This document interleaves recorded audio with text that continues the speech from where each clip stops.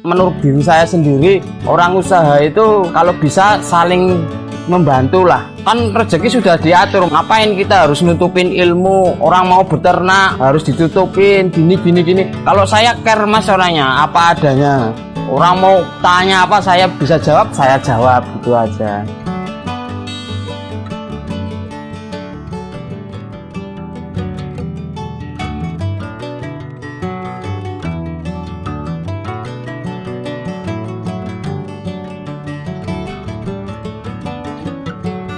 Assalamualaikum warahmatullahi wabarakatuh. Perkenalkan, nama saya Gusmono. Usaha saya peternakan burung puyuh. Alamat Desa Onggopatran, RT 02 RW 38. Saya dulu emang driver taksi online. Tapi sebelum jadi driver kan saya sudah pernah kerja di peternakan puyuh. Terus saya ada kemauan ingin ngembangin puyuh lagi gitu. Daripada naksi gitu toh mas, naksi terus kan saya masih ada keterampilan untuk usaha beternak puyuh karena saya punya ilmu dari orang juga. Akhirnya saya berlahan-lahan mulai dari 1000 ekor itu dulu cuma telur konsumsi. Terus saya nyoba netesin pun saya dulu indukan cuma 50 ekor. Ya saya sedikit-sedikit bangunlah peternakan puyuh sambil naksi online gitu. Dulu saya naksi online di bandara. Sekarang karena yang di kota ditutup, dipindah ke Kulon Progo, akhirnya saya fokus di peternakan puyuh. Dulu emang kandang saya itu cuma 3 kali 6 mas. Pakai gedek gribit gitu mas. Terus kencengnya ya cuma beli bekasan itu dulu itu kapasitasnya cuma 1000. Karena saya kok peluangnya di peternakan puyuh itu kok tambah omsetnya gitu loh mas, permintaan tambah. Akhirnya saya karena mas di kota ya mas ya dulu itu, akhirnya saya cari lahan yang besar untuk ngembangin lagi gitu loh. Ini untuk indukannya saya ada kapasitas 2000, tapi untuk pembibitan pembesaran itu 20.000 per bulannya. Saya sekarang fokusnya di pembibitan. Untuk telurnya saya kan membangun kayak mitra, tapi mitranya mitra mandiri. Jadi ketika orang mau belajar ternak, terus dia ndak bisa jual, untuk awal mulanya saya bantu jualin telurnya gitu. Terus saya juga sudah punya cara marketingnya, istilahnya dulu belajar itu loh mas. Saya gali semua, ya dari jatuh, terus bangun lagi, jatuh, bangun lagi. Akhirnya ya alhamdulillah manfaat dari kerja keras saya ya seperti ini hasilnya ini.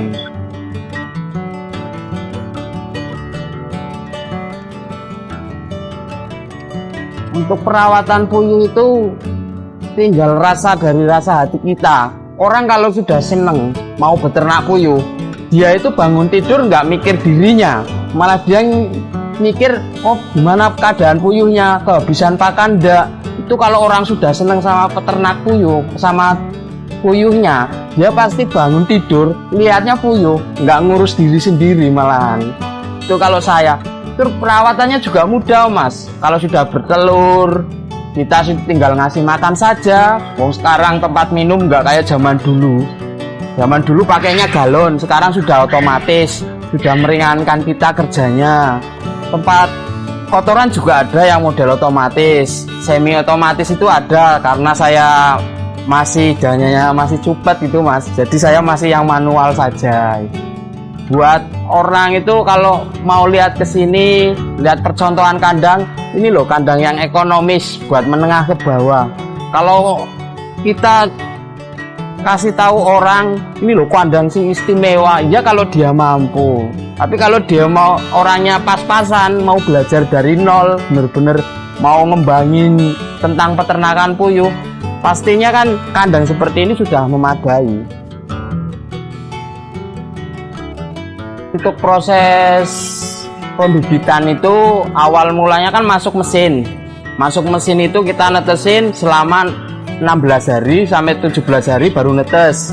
Habis itu kita besarin sampai usia 45 hari, itu yang bagus. Puyuh itu kalau yang bagus itu masa produksi itu usia 45 hari.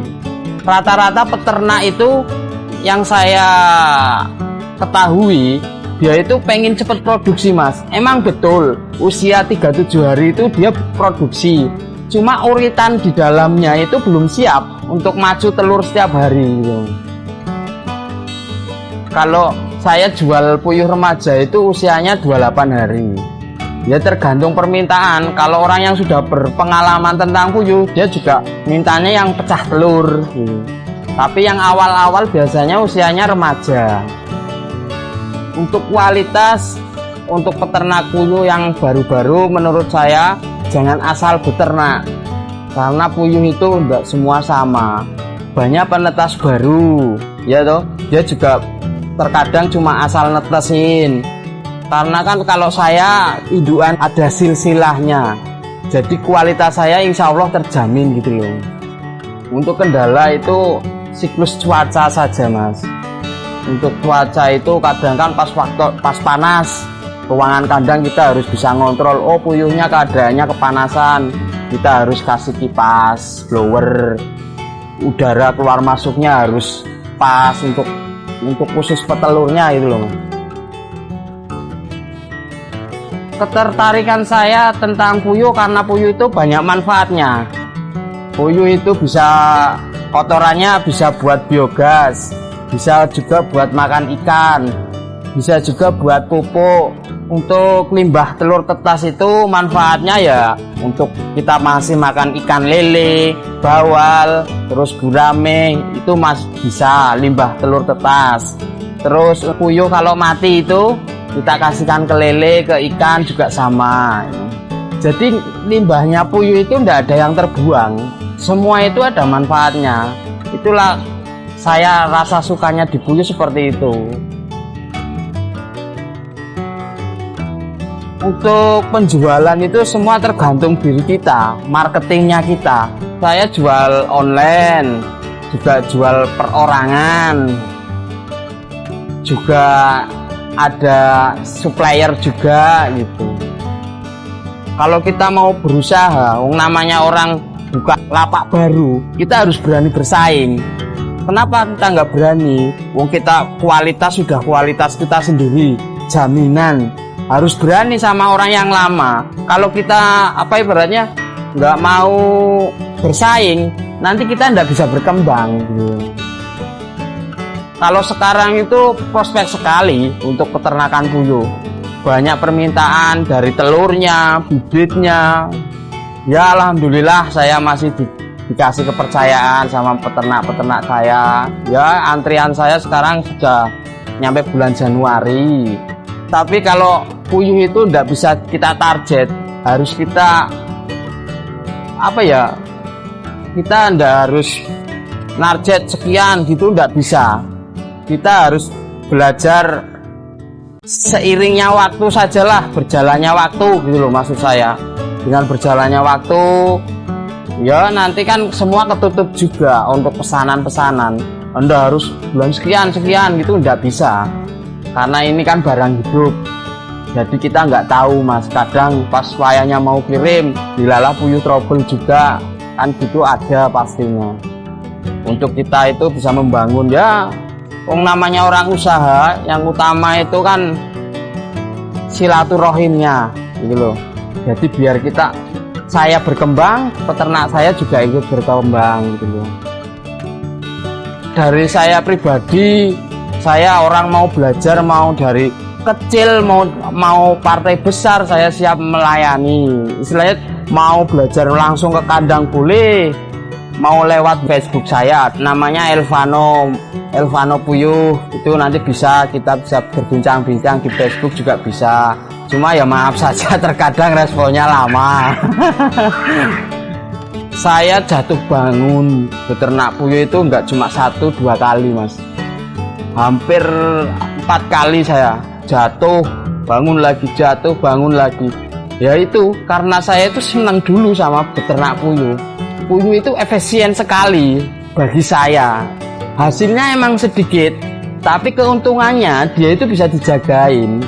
Beda dengan usaha yang lain kadang untung besar, tahu-tahu jatuh juga besar gitu loh Mas. Kalau puyuh kelihatannya keuntungannya sedikit, tapi kalau kita merawatnya dengan populasi yang tinggi, keuntungannya pun jadi besar.